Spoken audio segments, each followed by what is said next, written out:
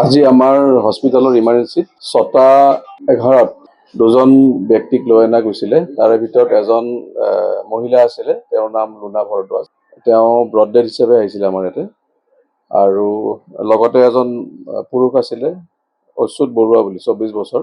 লুনা ভৰদ্বাজৰ বয়সটো আমাক 22 বুলি আমি গম পালোঁ। আৰু অচ্যুত বৰুৱা আমি ট্ৰিটমেণ্টখিনি চলাই আছোঁ। তেখেতে আহোঁতে তেওঁৰ ব্লাড প্ৰেছাৰ আৰু পালছ ৰেকৰ্ড নাছিলে আৰু তেওঁ আঘাতপ্ৰাপ্ত আছিলে।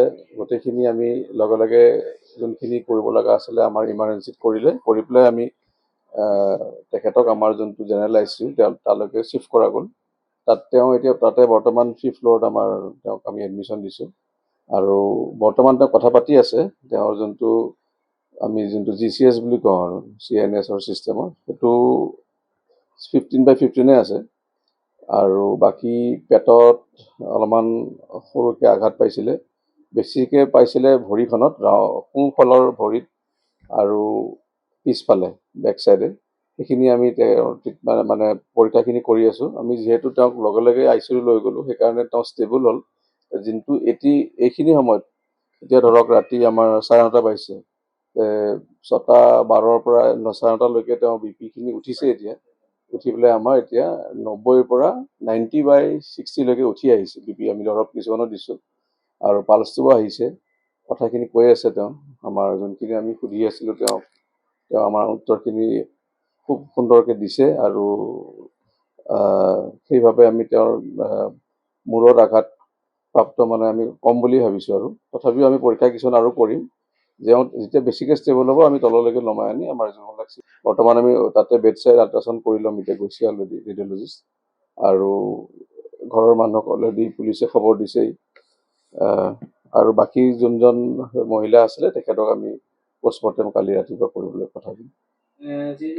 GMCHত যিজন অচ্যুত বৰুৱাক ভৰ্তি কৰা হৈছে, তেওঁ পৰিয়ালে অভিযোগ কৰিছে যে GMCHত প্ৰাপ্ত সুবিধাখিনি নাই। ৱাৰ্ড বয়জনো লৈ বুলি যুৱকজনক ৱাৰ্ড বয়জনো বিচাৰি পোৱা নাই বুলি এনেকৈ। নাই, সেনেকুৱা ধৰণৰ একো নাই। আমাৰ লগে লগে তেওঁক এডমিশ্যনো লগে লগে দি পেলাই আমাৰ ICUলৈকে আমি লগে লগে শ্বিফ্ট কৰিছোঁ। তেওঁক যোনখিনি তেওঁলোকৰ ঘৰৰ মানুহ নহাৰ আগতে আমি ICUৰ এটা ব্যৱস্থা কৰি দি শ্বিফ্ট কৰি দি পেলাই তাতে আমি গোটেইখিনি আৰম্ভ কৰিছোঁ।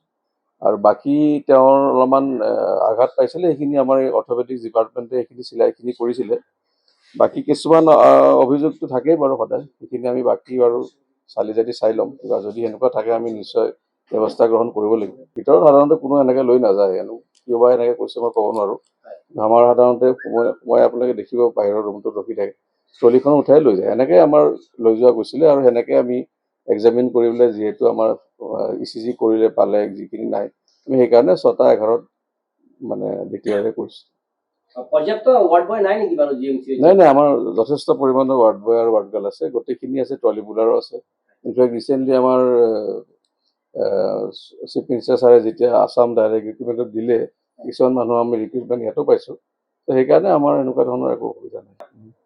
এতিয়া চাওক, এতিয়া আমাৰ মাজত কোনোবা এটা থাকিব পাৰে এনেকুৱা, আমি নিশ্চয় এই বিষয়ে আপুনি আমাক অৱগত কৰিলে আমি ভাল পাইছোঁ। আমি গোটেইখিনি চালি চাই তেওঁলোকৰ ওপৰত আমি কঠোৰ ব্যৱস্থা ল'ম, এইটো মই আপোনাক আশ্বাস দিম। আৰু আপোনালোকে যদি পাৰে আমাক দেখাই দিলেতো আৰু ভাল পাম। নাই, শুনিছিলোঁ তেওঁ কোনোবা এজন বুঢ়া মানুহ লৈ আনিছে বুলি, কিন্তু আমি একজেক্টলি এনেকৈ গাড়ীৰ নম্বৰ ৰাখি থোৱা নাযায়, কাৰণ তেওঁলোক কিছুমান প্ৰাইভেটো থাকে। আৰু বাকী যোনখিনি ধৰক এক্সিডেণ্টৰ তথ্যখিনি আমাৰ যোনটো আমাৰ ট্ৰেফিক পুলিচৰ ইনচাৰ্জ, তেওঁহে বেছি ভালকৈ দিব পাৰিব দিলে। নাই, আমাৰতো নিজৰ এম্বুলেঞ্চ নাথাকে, আমাৰ 108 থাকে। আমাৰ যুৱকজন ক্ৰিটিকেল হয়, কাৰণ প্ৰেছাৰটো তেওঁ লাহে লাহে উঠিব ধৰিছে। আৰু এনেকুৱা হয় যে আমাৰ কিছুমান দৰৱটো সোমাই ডাইৰেক্ট দিব নোৱাৰি। কিন্তু এটা বস্তু ভাল হৈছে যে তেওঁ পালছ BP নোহোৱাৰ পৰা এতিয়া আমি তেওঁক 90/60 আনিছোঁ। আৰু অহাকালিলৈ আৰু ভাল হ'ব। যুৱকৰ বয়সজন 24 বুলি দিছে, আৰু মহিলাজনী দিছিলে 22 বুলি। তো সেইখিনি তেওঁলোকৰ যোনবিলাক কাৰ্ড চাৰ্ড আছে সেইমতে আমি দিছোঁ। আৰু